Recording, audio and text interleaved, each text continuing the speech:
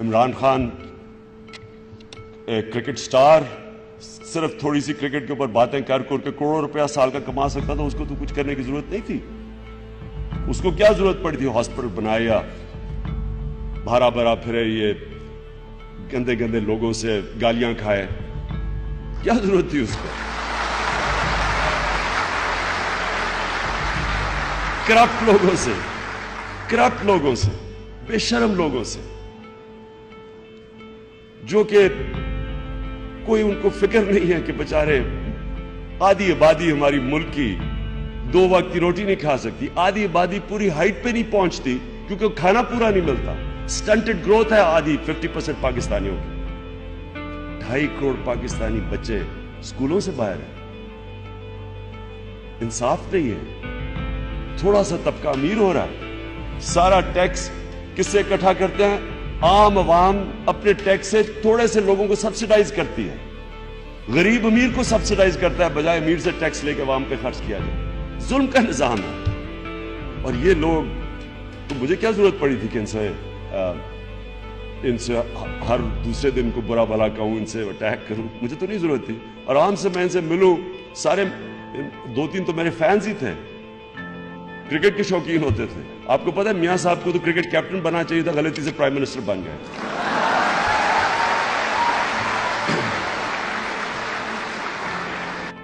سڑکوں پہ, میٹرو پہ, اورنج ٹرینز پہ پیسے سے قومیں نہیں بنتی.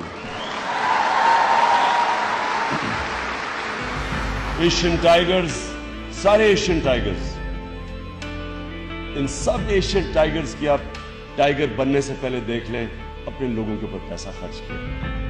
پہلے انسانوں کو ہیومن ڈیولپمنٹ کرتے ہیں, انسانوں کے اوپر ویلیو ایڈ کرتے ہیں, اور وہ پھر لوگ خود ہی اورنج ٹرین چلا دیتے ہیں. لیکن کوئی قوم جو اپنے انسانوں کے اوپر انویسٹ نہیں کرتی, آج تک اس نے ترقی نہیں کی. یہ کہ اللہ نے آپ کو اشرف المخلوقات بنایا ہے, آپ کو فرشتوں سے بھی اوپر بنایا ہے.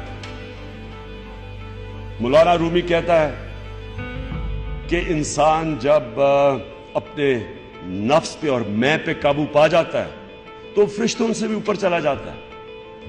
لیکن جب وہ اپنی میں کا غلام بن جاتا ہے, وہ جانوروں سے بھی نیچے چلا جاتا ہے. قرآن کی آیت ہے کہ جب انسان گرتا ہے جانوروں سے بھی نیچے چلا جاتا ہے. جانور تو کھا کے پیٹ بھرتا ہے, اس کے بعد وہ اس کے سامنے, شیر کے سامنے ہرن پھرتے رہے, اسے پرواہ نہیں ہوتی, کھا پیٹ بھرا ہوتا ہے اس کا. یہاں تو پیٹ ہی نہیں بھرتے جانوروں کے, کیونکہ جب انسان میں انسانیت نہ ہو وہ عقل مند جانور رہتا ہے. انسان تو انسان تب ہے کہ جب اس میں انسانیت ہو. جانور بھی آتا ہے دنیا میں, کھاتا ہے, بچے پیدا کرتا ہے اور مر جاتا ہے. تو انسان تو تب ہے جب اس کو یہ فکر ہو کہ میں کسی کو جواب دے ہوں, میں اس کسی مقصد کے لیے اس دنیا میں آیا ہوں. نہیں تو وہ بھی کھا پی کے چلا جاتا ہے. آپ جب نماز پڑھتے ہیں آپ کیا اللہ سے مانگتے ہیں؟ 5 وقت کی نماز میں ایک ہی چیز مانگتے ہیں نا, کہ اللہ ان کے راستے پہ لگا جن کو تو نے نعمتیں بخشی. ایک ہی چیز مانگتے ہیں نا, باقی تو اللہ کا آپ شکر ادا کرتے ہیں. آپ اللہ کو کہتے ہیں کہ میں صرف اللہ تیری عبادت کرتا ہوں, تیرے سے مدد مانگتا ہوں, رحمان الرحیم ہے تو. لیکن آپ مانگتے ایک چیز ہے کہ اللہ ان کے راستے پہ لگا جن کو تو نے نعمتیں بخشی. وہ کون تھے؟ وہ پیغمبر تھے. سارے جتنے پیغمبر آئے آپ ان کے راستے کے لیے ہر روز نماز پڑھتے. وہ جتنے بھی پیغمبر تھے جن کے اوپر اللہ نے نعمتیں بخشی, جن کے لیے آج ہم مرنے کے لیے تیار ہیں, کب سے ہزاروں سال وہ دنیا سے چلے گئے, آج بھی ہم مرنے کے لیے.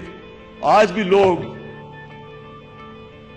پیغمبروں کو ان کا نام لیتے ہیں, ہم اپنے نبی کے لیے کہ لوگ جان دینے کے لیے تیار ہیں. تو کیا وجہ تھی کہ اللہ نے ہمیں, ہم جب کہتے ہیں کہ اللہ ان کے راستے پہ لگا, تو ان کا راستہ کیا تھا؟ سارے پیغمبر, جتنے بھی پیغمبر آئے تھے وہ حق اور سچ کے لیے آئے تھے, وہ سوشو اکنامک جسٹس کے لیے آئے تھے. حضرت موسیٰ رومن جو فرعون تھا اس کی فرعونیت کے خلاف آئے تھے, انصاف کے لیے آئے تھے. حضرت عیسیٰ کے اوپر ایک بڑی زبردست کتاب ہے, ایک غزہ اسلام نے لکھی ہے, The Zealot. وہ کہتے ہیں وہ فریڈم فائٹر تھے. وہ جو رومنز کی امپیریلزم تھی اور جو جوئش کلرجی تھی, جو جوئش ایلیٹ تھی, اس کے خلاف عام آدمی کے لیے کھڑے ہوئے تھے. اور ہمارے نبی مکہ کی ایلیٹ کے خلاف کھڑے ہوئے تھے. وہاں بھی بڑا امیر تھا اور غریب تھا. تو آپ کا جو مقصد ہے, جس طرح ابن خلدون کہتا ہے کہ انسان کا دنیا میں مقصد ہی ایک ہے, to fight for a just society, انصاف کے لیے کھڑے ہو. یہ سارے پیغمبروں کا بھی یہ مقصد تھا. یہ آپ کا بھی اللہ نے جو دنیا میں بھیجا ہے, اپنے سے پوچھیں کہ میں اس دنیا میں کیا کر رہا ہوں. آپ دنیا میں ایک عدل اور انصاف کے نظام کے لیے آئے. اللہ نے کرم کیا میرے پہ, کسی سٹیج پہ میرے پہ اس نے جو سب سے بڑا اس کا تحفہ ہے وہ ہے ایمان, وہ اس نے دے دیا. اور جب اس نے دیا تو میں نے ریئلائز کیا کہ مجھے اس نے اتنا کچھ دیا ہے تو میں معاشرے کے لیے کیا کروں. پہلے میں نے ہاسپٹل کا سوچا, اور ہاسپٹل کے بعد میں نے سوچا, جب ہاسپٹل بنا رہا تھا تب میں نے ریئلائز کیا کہ میں تو ایک ہاسپٹل بنا لوں گا, 2 بنا لوں گا, لیکن یہ ملک کا تو مسئلہ نہیں حل ہوگا. ملک کا تو مسئلہ تب حل ہوگا اگر ہم اس ملک میں ایک عدل اور انصاف کا نظام لے کے ایک فلاحی ریاست بنائیں. تو اس لیے میں آج پالیٹکس میں ہوں, لیکن میں اب آپ سب کو یہ چاہتا ہوں کہ آپ سب اپنے آپ سے یہ پوچھیں کہ مجھے اللہ نے دنیا میں بھیجا ہے, میں جب اس دنیا سے جاؤں گا تو میں اوپر کسی کو جواب دے ہوں گا تو میں کیا کہوں گا کہ میں نے اللہ جس لیے تو نے مجھے بھیجا ہے میں نے وہ پورا کیا مقصد. قائد اعظم بہت کامیاب لائر تھے, بریلینٹ لائر تھے. تو وہ انگلینڈ سے جب واپس آئے, بڑی زبردست پریکٹس تھی. ہیمسٹڈ ہیتھ میں ان کا گھر تھا, میں نے دیکھا ہوا زبردست قسم کا, اب تو کروڑوں روپے کا گھر, بینٹلے, ایک Rolls Royce, chauffeur driven. London میں ان کی پریکٹس بڑی زبردست تھی. تو ان کو کہا گیا علامہ اقبال نے, اور انہوں نے وہ واپس آئے ہندوستان, اور پہلا الیکشن لڑا تو 1 سیٹ ملی ان کو, وائپ آؤٹ ہوگی مسلم لیگ. تو ان کا ایک دوست آیا انگلینڈ سے, اور اس نے ان کو کہا کہ تمہیں کیا ضرورت پڑی تھی اس پالیٹکس میں آنے کی, جو میں 15 سال سے سنتا رہا کہ کیا ضرورت تھی عمران خان تمہیں پالیٹکس میں آنے کی. قائد اعظم سے پوچھا آپ کو کیا ضرورت تھی, دیکھیں اچھی بلی آپ کی زندگی تھی, شوفر ڈریون, رولز رائس, آرام سے زندگی بسر کر رہے تھے, تو یہ کیا آ کے پڑ گئے ہو گندی پالیٹکس میں. تو قائد اعظم نے کہا کہ جب میں اس دنیا سے جاؤں گا اور اپنا اللہ کے سامنے کھڑا ہوں گا تو میں صرف اللہ سے ایک چیز سننا چاہتا ہوں کہ اللہ مجھے کہے کہ well done mister Jinnah, you tried your best.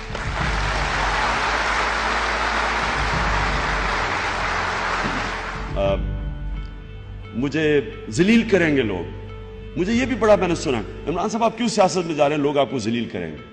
لیکن ایک ایمان والے انسان کا یہ عقیدہ ہے, ہمارا ایمان ہے کہ اللہ کے علاوہ کوئی ذلیل نہیں آپ کو کر سکتا. یہ ہمارا ایمان کا حصہ ہے, اور یہ آپ کو آزاد کرتا ہے.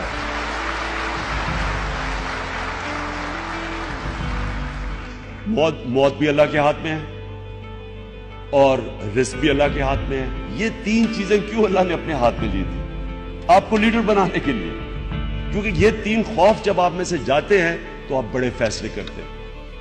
یہ جو بھی یہ خوف کا غلام بن جاتا ہے وہ اقبال کا شاہین نہیں بن سکتا, کیونکہ یہ سب سے بڑی زنجیر ہے. یہ بزدلی کی, یہ خوف کی جو زنجیر ہے, یہ آپ کو اوپر جانے نہیں دیتی, یہ روکتی ہے راستہ. اور آدمی کمپرومائز ان کی وجہ سے جب کرتا ہے, آپ اپنی خواب پہ جب جا رہے ہوتے ہیں, آپ بڑی ڈریم اور سب جتنی بڑی آپ کی خواب ہے, میں آپ کو یہ بتا دوں, کوئی چیز آپ کو روک نہیں سکتی سوائے خوف کے.